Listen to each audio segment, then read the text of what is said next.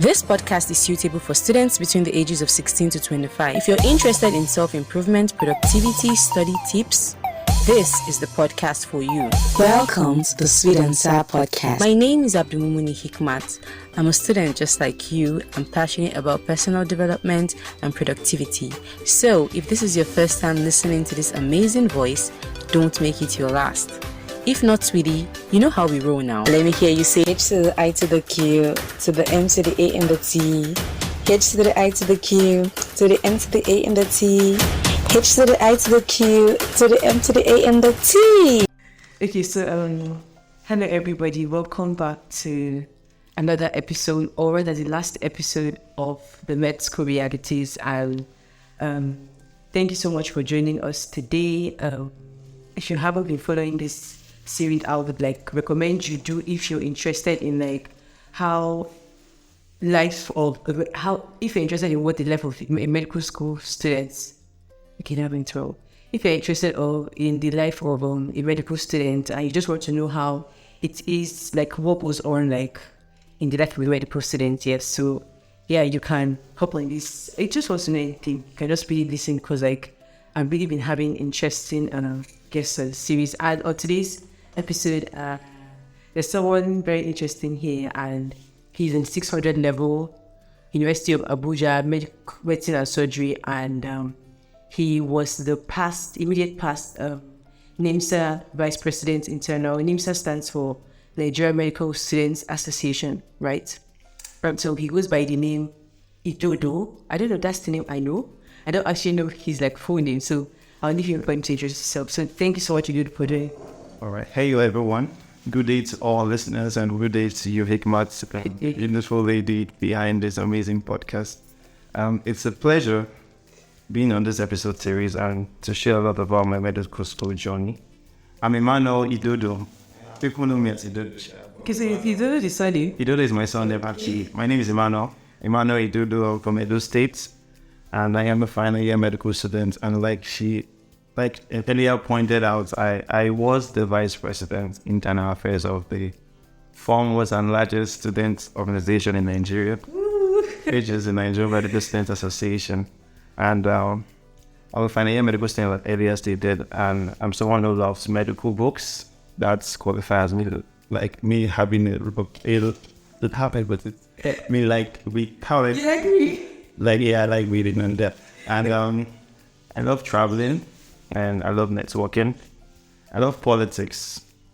Then I love sports. Manchester United fan. Okay. About one at that. And then. What is the way you did between this level 0? That yeah. Oh my god. Yeah, we are winning 3 cups this season. Oh my god. Oh my god. I love chess and I love great movies and lovely music. So it's a pleasure being on this podcast. You do lots of things. That's very interesting. So I think one thing I like to do is ask people things they're grateful for, because I feel like irrespective of however the situation is in Nigeria, wherever you are, there's still something to be grateful for. So just tell us people that you're grateful for today. I guess going through medical school, people have taught me to be grateful for life, not just life, being healthy. Yeah, being healthy. And then you see, WHO defines health as a complete state of total physical, mental, social well-being, and not in the absence of disease or infirmity. I believe I tick 2 of those boxes. Mentally, I say I'm okay. Physically, yeah, I'm good. Socially, social well-being is something that we are all still trying to get. And yeah, we get there. Then, second thing I'm grateful for is I'm grateful for family and good friends. Yeah, so without family and good friends, I believe that going through medical school will be tough. And my family have been there from day one, all through my medical school journey, and I'm so grateful for that. And good friends, so they have few, and they've been there to take and think. And last but not the least, I'm grateful for growth. Yeah, growing through medical school from 100 level through to my 600. Yeah, I'm grateful for that, and I'm grateful for how much I've achieved. I believe that I've achieved a bit, and I know that by the grace of God, my trajectory is for greatness, and I'm still going there. So I'm grateful for life, I'm grateful for my family and friends, and then I'm grateful for my journey so far. So how that's so like I'm just admiring you, like spending cares. I really sounds like a 600. Don't worry, soon. So it's just like Same. So I don't know, for a lot of people, they struggle to get into med school. Some people would have to like take a degree first before they, eventually will finish that degree and then come back and study medicine. So I want to know how was your admission process like? Did you get admission immediately, or did you have to do something else, or did you have to wait? What was it like for you? Okay, it wasn't easy. I didn't get into medical school immediately I finished my secondary school. I guess I finished secondary school around 2013. Okay. But I got into medical school 2015. Now that's like 2-3 years thereabouts. So I stayed over for like 2-3 years. Was it a productive 2-3 years? I had none at all, not at all. Okay, I wrote 3 jams. The first one during my secondary school, like when you're about finished, you write that jam. So when you finish, you get into school. I didn't really perform well, so I didn't put my mind in going to university that year because from my secondary school, I always wanted to study medicine. So when I didn't score that high, I said, no, let me leave it. And then the second jam I wrote, I applied to University of Benin, which is my state. Yeah. Hoping that I'll get But yeah, I do. any admission into medical school. But my dear, I got admission, but it was about chemistry or something like that. But I was like, nah. So you didn't take it? So I didn't take it. So then, chilling to apply for the next jam, my mom was like, why don't I try University of Abuja? She heard that their medicine is back. And then I had a sister who was University of Abuja. The strike then, I was like, go for study medicine, University of Abuja. So I was like, no. So she kept on persuading me. I was like, it's not me that will pay for your jam. So I don't understand. It's not me that will pay for your school fees. So I'm telling you, go here. I was like, okay. Because I've stayed in Abuja all my life, right? You lived it after. Went all the after life. So I wanted to like change location. Explore. Like medical school, I want to study in other. So I always wanted to go. So I tried and apply to UI. That was what I wanted to go. University of Ibadan. I wanted to apply there, but instead in University of Abuja, trying University of Abuja. I just said, okay, now let me try. If they don't give me medicine, anything I see out for it. At that point, I was tired of this long. My friends were already moving ahead of life. I was still trying to get admission. When I applied, luckily for me, I scored high in JAM. But I guess it was not the JAM that gave me admission. My mom said this on Makasha. So when my name came out, someone sent my mom my like capture and like, hey, your son was in admission. Wow. I'm like, wow, making that sort of finally. But like, it's basically just say, let me just go. At least any which way we just push through. So I got into admission 2015 November, and I would say today sitting down here, that decision that I made gruntly, right? Not happy to make that decision, was part of the best decision I've made because I've traveled to a lot of schools in Nigeria, and I'll say that University of Abuja is up there. Like, Yeah, we're getting there. we are getting there, but we are up there. So it's kind of like one of the greatest decisions my mom made for me coming here to study. So that's my journey through post-secondary. Interesting. So in the course of our conversation, you were saying you always wanted to study medicine. Yeah. So, but then I don't know if you've ever given a thought like, if not medicine, what would it have been for you? Oh, bro. Okay, if not medicine, would have been done. Yeah. Last 2 weeks, I saw one meme on Twitter. I don't know if I can describe Oh wait, it. why do people call it meme? Is it meme or meme? Me, it's meme. But people say meme, people say meme. Anyway, My sister says meme. well, meme is like the actual one. I don't know why. Is that an English word? I don't know. I really don't. But I saw a meme or a meme or a meme on Twitter last week, and then it was like,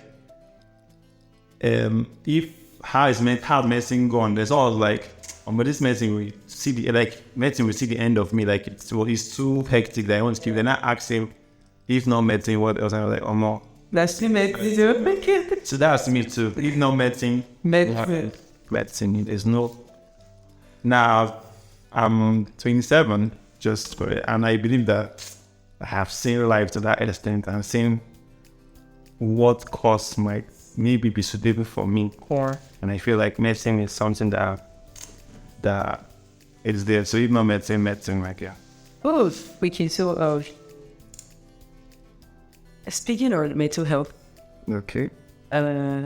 obviously, I don't know, I feel like at some point through your journey so far, there would have been times where you had mental breakdowns, like, and basically even studying medicine itself, like I feel like the whole like the curriculum, everything is so spice hectic, yes. So how have you been able to balance like studying medicine and your mental? Because like no, as doctors you have to be healthy, honestly. So and then I feel like mental health is something like in Nigeria they don't take it serious. You can't you tell your parents they are depressed, they tell you depression. In my family. Yeah, sure. So how have you been able to balance that with studying medicine? Okay. Earlier on, I stated that mentally I'm okay now. Now I'm okay, but throughout the years, like it's been a long year of study, and there have been times where you just get overwhelmed with the workload, with your reading curriculum, and you're like you're not going anywhere, and then you feel so sad. Well, Sorry, you have to go for the head. No, just continue. okay, okay, like I said, I've like throughout my years of study, like this would be 8 years now.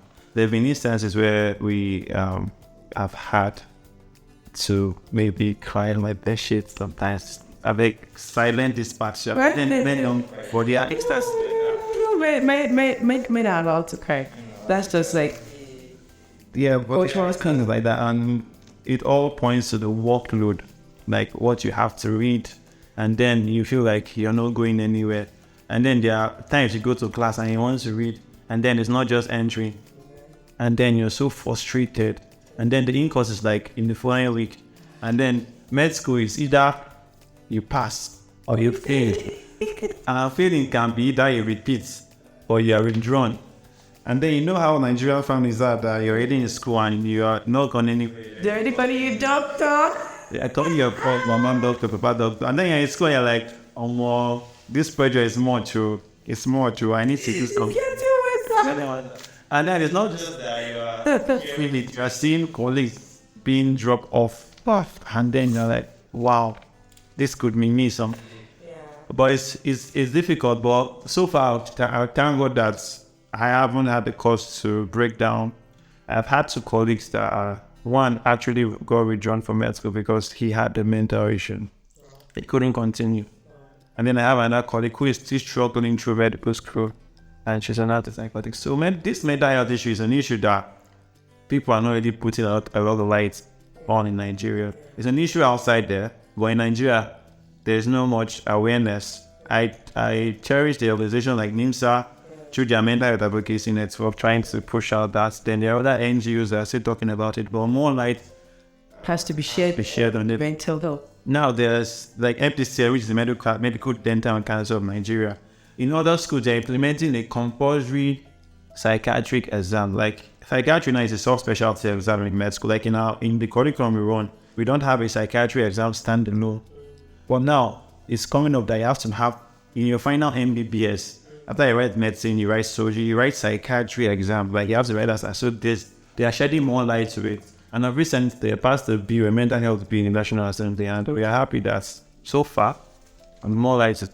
That's really nice because I remember it's a really big thing because back in the hostel, all of a sudden one day a girl decided to just blow up. I don't think you guys saw that. And then like it's in fact I thought that okay, I feel like how is doing next. You're asking everybody to bring the mental health check like the results. You understand? Because it was like the point of everything was like I was there and then people were trying to stop her and then she was holding that and it was really crazy. For you guys, everybody take care of their mental health. It's not easy. Nigeria is not friendly, but make sure you please go and check on meals or please they'll make you laugh and the character. So yeah, I'd be happy. So you've written a lot of in-courses. I don't even know how many you've written so back. I'd say like which one of them give you like a really big fright? Like you thought you wouldn't pass this in-course, but eventually maybe you eventually will adjust to it and means that you're able to pass that in-course. Okay, in-course in medical school, I lost count at 50 sharp. Wow. And I was like maybe 500. I lost count at 50. So we actually read a lot of exams we write here and there. And every in-course is like even the main exam because the preparation you put into an in-course is in preparation every your final exam. So it's that hectic. So okay, I'm always prepared to buy income. So that's something that I don't joke with because of I need to pass my exams. I'm very how I put it. I multitask a lot, so I'm into a lot of things. So I need to prove to them that I can actually multitask and still pass my exams. So I'll just rephrase this by saying that okay, it's not that I was scared of. I actually passed the exam. I failed that exam in the sense that this happened in my 200 level, my very first in course anatomy. So it was upper limb in course, right? And then I was very prepared, my dear. I was very prepared. I was even teaching the drawing tutorials for my colleagues and there. But this exam, I failed to confirm for my seniors on there's a rule then that happens in MCQ where there's an accept and not. So I didn't really get the clear picture of that stuff. So I was very prepared for the exam. And then I went into the exam and then I saw half of the question was accept and not in it. And I was like, oh my God, what did I just do to myself? I shot myself in the leg. So after that exams, I came out, I was scared, and the result came out. I was hoping to pass. So when you said that you're hoping to fail and then you passed, I was hoping to pass, but not pass very well, at least pass. But no, I got 20 something that in course. And that in course pass shaped my how I put in my mind towards anatomy and towards surgery now. So I didn't like anatomy after that in course because that thing just spoiled my mood. You know how first thing just tend to change your directory and everything. So up to now I don't even like surgery because of that. So it just changed my whole mood. So that in course was something that really messed me up. That's so far, obviously, like this question, I didn't believe actually asking you. okay. So, but then, so like, when you ask it, after your medical school, after like the whole thing, so after you're done now, you're going to do what next? Because I don't understand the hierarchy of these things. So after you're done, you do what next? You do your house job, they say. 1 year compulsory. It's internship, but it's called house job in medical school. So you do a 1 year internship or 1 year house job. Then you move on to do your NYC, which is optional. If you want to. If you want. After that, then you might now want to specialize. You might specialize, or you may specialize in the sense that you want to like choose a field you want to focus on. Like maybe you want to focus in ONG or pediatrics, or maybe a unit in medicine, maybe endocrinology. Then go and write the primaries, and then you go into that unit and you spend a couple of years you're meant to spend, and then you become a consultant, a fellow technical consultant. Then you're good with school, anything medical school related. Then you just start practicing fully, and that's that. So now, like after everything, what's your ultra? You want to travel or you want to stay? Oh, I see. This question even I don't know how to make it funny, but the fact is that if you carry 10 medical students in their final year now, you put them in this room and ask them who was Japa or stay. 9 out of those 10 you say Japa, yeah. Japa is the new word, and one day I you don't understand your Japa. Japa means like travel around. Obviously, everybody does understand it. everybody I go in Nigeria understand. Yeah, it's so they have to put that on it. Very soon I feel like the dictionary put that word as a word and define it per se. So I want to Japa.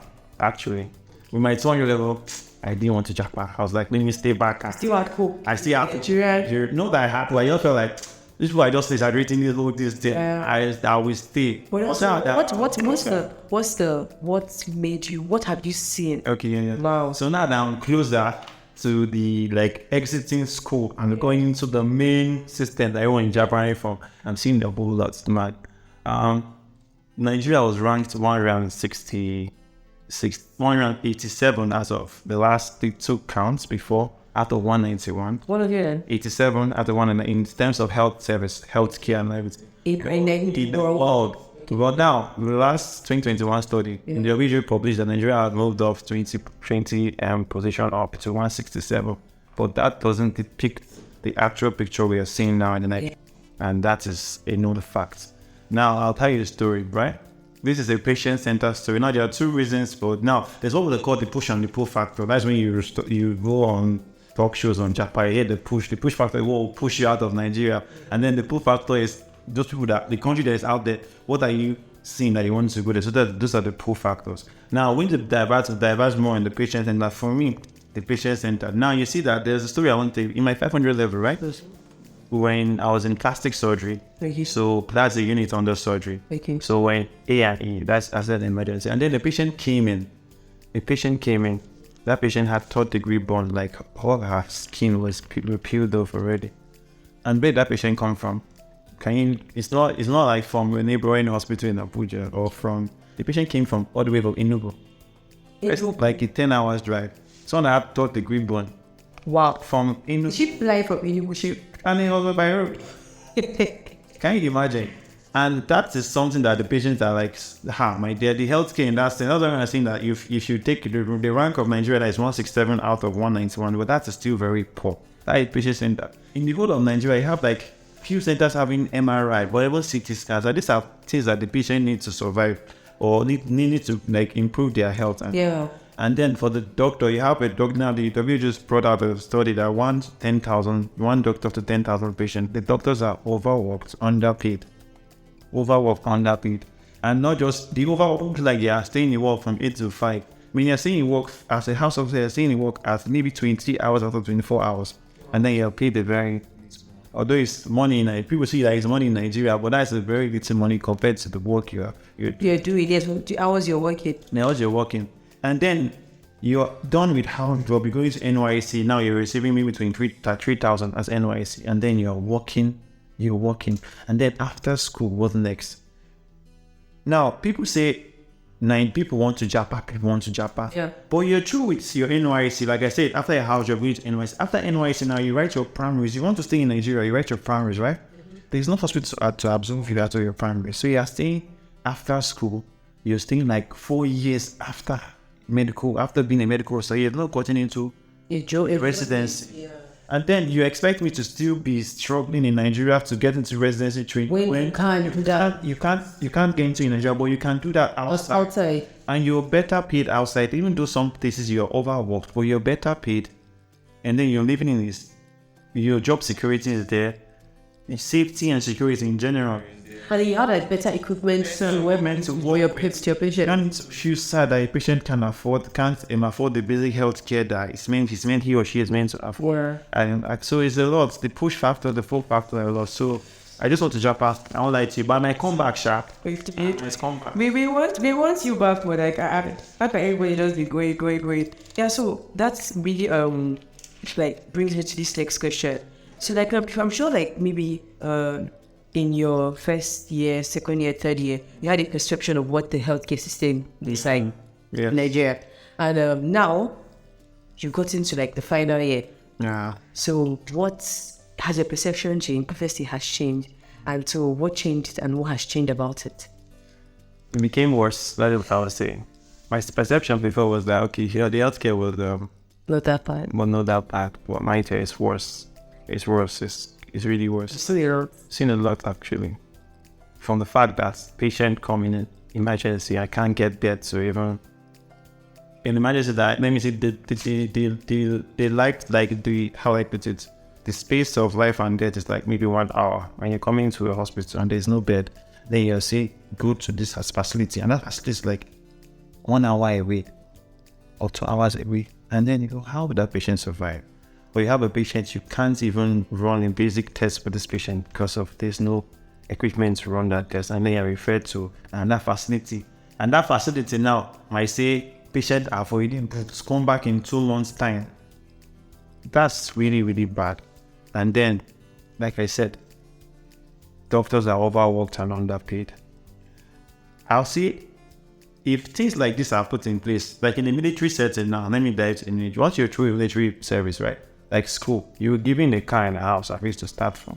If doctors are like maybe after school, you're giving this leverage to maybe start up life with, and then your salary is doubled, and then all this basic welfare they put in place, and then you see that people will stay, doctors will be much, healthcare will improve, manpower will improve, and then they just let government channel help. Let me ask, like, for patients, like, how is it like for patients who can't afford?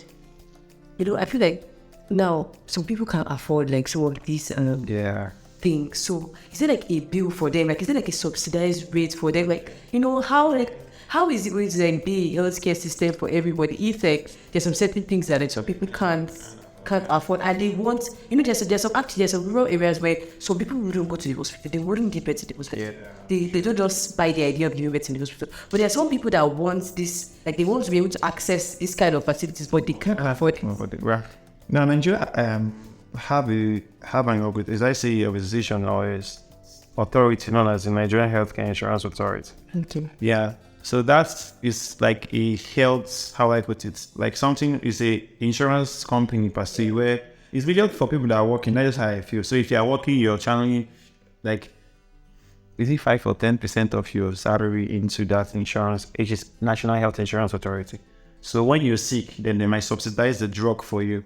Well, now, this NHIA now is restricted to some drugs, some surgeries, some tests. It doesn't cover all. So if you needed to do an MRI, it doesn't cover. MRI is like about 150k. It doesn't cover. You still have to go and look for that money to do that. So you just cover your basic health care and all. But Nigeria still has a long way to go. Let me just put that. And when focus into healthcare and education, I believe we can say things are working in Nigeria. Oh, that's very interesting. So I would just say, like, we've come a long way, and to wrap this up, I would like you to give like an advice to someone that is like a year younger, like a year below you, and then you give an advice to one person that's like really struggling out there, wanting to get into medical school, that kind of thing. Okay. Yes. You got someone below me. Is that I'm sure you know what brought you up to that level you're in now, and you should continue doing that. Yeah. And put in this watchword: hard work. Hard work first, then you pray, then you be consistent with what you're doing. So prayer won't just solve. But I feel like when people say that, really prayerful. Yes. I have colleagues that will pray for wanting to, but I don't know if that works. But I feel like it works, but only that does it. Only that does work. Yeah, it does work actually. I'm a very how I put it. I can testify to the fact that prayer and hard work was what pulled me through med school up to this particular point. So that's just it. So continue doing what you're doing, and then put in the hard work, and then you pray. So who you believe in, and then you be consistent in what you're doing, right? And for someone who's out there thinking of coming into med school, whether you should come into or you should not come into, you can come. Just ensure that you get the requirements of JAM. Yeah. Every school has their own. Identify the school you want to come into, and ensure that you actually believe that school will take you. If you are like Nigeria, work in a way that they have quota system per indigene or whatever. So if you are an indigene in your state and you want to apply to them, ensure that you are from that state, you apply, and then you just make sure you pass your JAM very well. Just the right way combination. And have the right way combination, right way combination, pass your JAM. Apply to the school, you feel like they'll give you have higher chance of getting admission, and then you pray. And then if your parents have connect, they should help you. In Nigeria, easy is connect to. If it's people coming to med school with the JAM, right? Sure. I don't know about that. All right, thank you so much for joining me today. It's really pleasure, okay? Thank you.